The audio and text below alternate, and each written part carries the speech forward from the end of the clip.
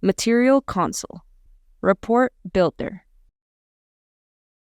Report Builder allows you to quickly and easily create professional documents that feature the materials you are using, and it's possible to build reports as you work without leaving Total Materia. Once you have evaluated a material, choose the most relevant properties and diagrams that should be included in the report. Click the Add to Report button. The material will be shown in the report as a list of properties and diagrams. When creating a report from Comparison View, remember to choose the appropriate conditions and properties to be displayed. The material should be shown side by side for comparison.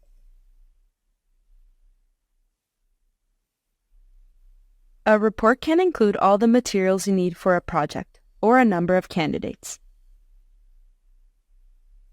Having assembled a report, it's now time to add a title and include a description. Page breaks and spaces give you a chance to further refine the report, which your colleagues will find easy to read and understand.